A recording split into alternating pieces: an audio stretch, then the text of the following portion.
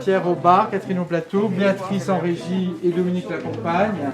Mais en salle, Chris, tu interviens là ou ce soir, hein, sur la rotation de 18h10 ici au local. La fabrique de la scène.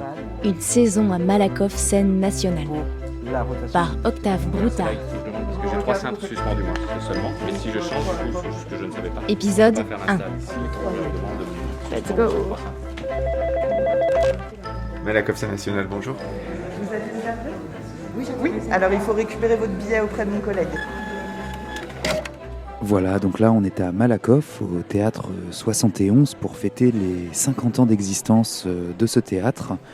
On est le samedi 25 septembre 2021 et c'est une journée qui est jalonnée par plusieurs rendez-vous, avec notamment une déambulation en petits groupes et en silence dans les coulisses du théâtre et que l'on va suivre au micro. C'est donc une visite intime du théâtre 71, un lieu emblématique de la ville avant la rénovation complète du bâtiment pour ses 50 ans. Les personnes qui ont déjà retiré leur billet pour la visite de 14h, si vous pouviez juste vous positionner derrière ma collègue, ça serait parfait. Merci à vous. Et merci. Bonjour à tous.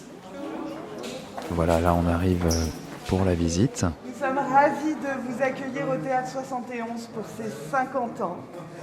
Alors vous allez assister à une promenade, une visite insolite dans les coulisses du théâtre, pendant laquelle vous allez rencontrer des metteurs en scène, des comédiens, des spectateurs, des salariés qui ont une histoire particulière avec ce lieu et qui vont vous raconter des anecdotes, des souvenirs. Faites attention où vous marchez et faites attention aux marches. On va monter, descendre des escaliers, aller dans des endroits où on ne va jamais. Voilà. Merci beaucoup et très bonne visite.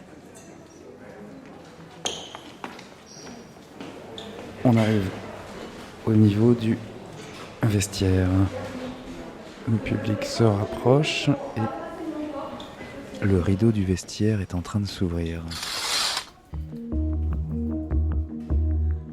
On se connaît ? On s'est déjà rencontrés, non ? Camille Trouvé, comédienne, autrice et metteur en scène. Ça m'étonne pas. Parce qu'en fait, moi, je suis née et j'ai grandi à Malakoff. Et en fait, quand j'étais ado, le Théâtre 71, pour moi, c'était un vrai lieu de fascination. Mais pas seulement en spectatrice. Moi, ce que je voulais, c'est participer à la vie du théâtre.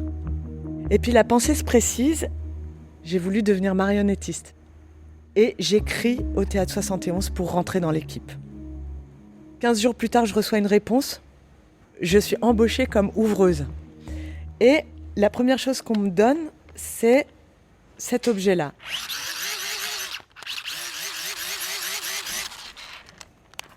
La lampe de l'ouvreuse. Et une chose que je ne vous ai pas dite, c'est qu'en fait, pendant toutes ces années où j'étais ouvreuse, j'ai construit des toutes petites marionnettes minuscules. Et je les ai glissées sous les sièges, sous les marches, en disant un jour, moi aussi, je jouerai sur ce plateau. Et je peux vous dire que les gris-gris, ça marche.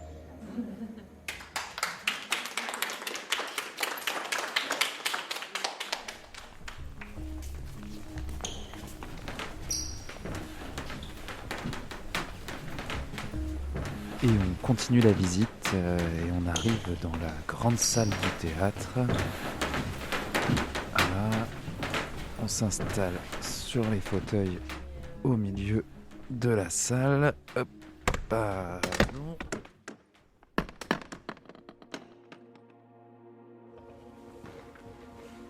Ma grand-mère adorait le théâtre. Maya Sandoz, comédienne, autrice et metteur en scène.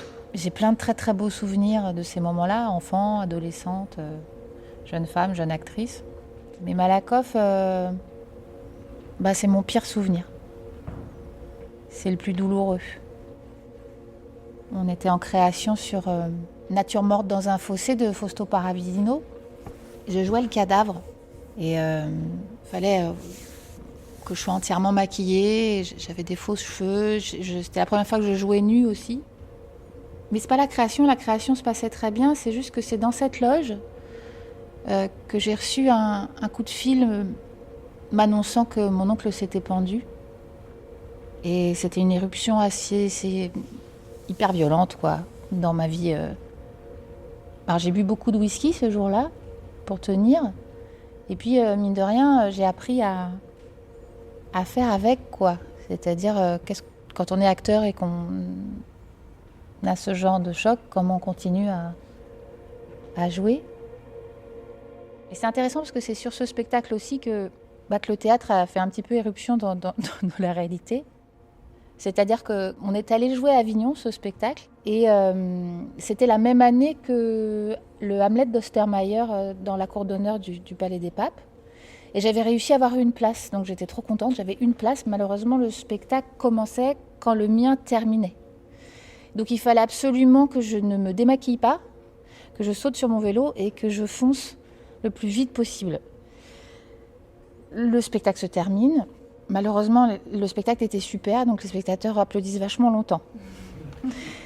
Mais je me démaquille pas, j'ai toujours mes cheveux, je grimpe sur mon vélo, je déboule sur la place et tout le monde est rentré. C'est trop tard, les portes sont fermées, ça a déjà sonné, terminé.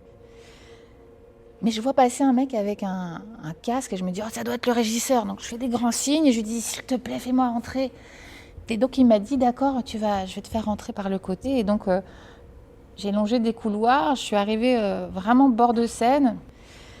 Sauf que c'était concomitant avec le fait que les lumières se sont baissées à ce moment-là. Et donc, j'ai fait une entrée, quoi.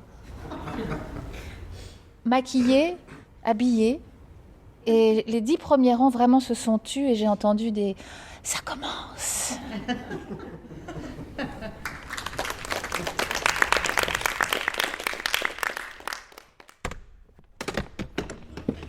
Par ici.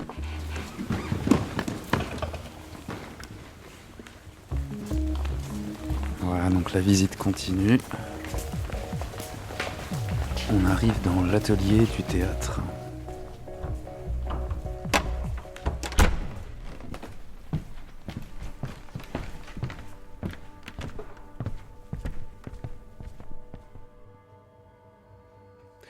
Je voulais vous parler de Patrice. Brice Berthoud, comédien, marionnettiste et metteur en scène. Alors je sais pas si vous voyez ces salopettes dans le fond, là, il y en a 3. Ce sont les miennes, parce que je mets toujours des salopettes le jour du montage. Et puis l'autre, là, c'est celle de Patrice. Alors il faut s'imaginer un bonhomme de 100 kilos dedans. C'est ce qu'on appelle un homme de l'ombre, mais qui m'a vachement éclairé. Parce que moi, au départ, je faisais pas du théâtre en salle, je faisais du théâtre de rue. C'est l'art parfait de l'inexactitude. Et quand j'arrive dans le Théâtre 71, je tombe sur ce bonhomme en salopette bleue qui me dit « Bon, alors, parlons bien, tes points, tu les veux où exactement pour l'implantation de ton décor ?» Moi, évidemment, mon premier réflexe, c'est de regarder en l'air. Je dis « Si on tire un fil là, on pourrait s'implanter à peu près là. » Et là, je le regarde et je sens que c'est pas du tout la bonne réponse. À peu près, ça le satisfait absolument pas. Et Patrice, c'est pas quelqu'un qui deal avec l'inexactitude. 1 centimètre, c'est pas 2. Donc, très gentiment, poliment, posément, il me repose la question, il dit « J'aimerais savoir exactement où tu veux ton décor, regarde pas en l'air, regarde en bas, montre-moi un point très précis en bas sur le plateau. » Et je lui dis là, je sens qu'il réfléchit complètement, faites-vous un peu l'image du penseur de Rodin, je veux dire en salopette bleue, et le point tombe exactement à l'endroit où j'avais montré. Il me demande si je suis satisfait. Et là, ce bonhomme, j'avais envie de rentrer en relation vraiment complètement avec lui. Et je lui dis « Ouais, c'est pas mal. » Et bon, je vais m'être obligé de m'adapter. Et je sens que le mot « adapter », Patrice, il le supporte absolument pas. Il y a tout qui se tend à l'intérieur de sa salopette, une espèce de tempête à l'intérieur de sa salopette. J'ai même eu peur que la salopette pète, bref. Il me dit « Alors bon, très bien, alors remontre-moi s'il te plaît exactement le point. » Donc là, je remets. Il me dit « Tu laisses ton doigt s'il te plaît ici. » Je laisse le doigt. Il redonne des ordres, il y a 18 mètres de haut. Et la guinde, cette fois, tombe pile sur mon ongle. Voilà. À la fin de la journée, le décor était implanté dans ce théâtre exactement comme sur la maquette. Patrice m'avait appris l'art de l'exactitude, en tout cas que le théâtre était le lieu possible de l'art de l'exactitude, exactement comme on l'imaginait. Et puis un jour, il est parti de ce théâtre, et ce con m'a offert sa salopette bleue.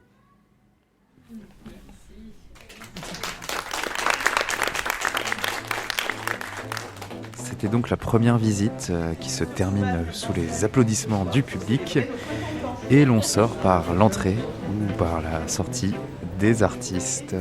En attendant, d'aller à la deuxième visite. 2 fois par mois, un rendez-vous avec Malakoff Scène Nationale.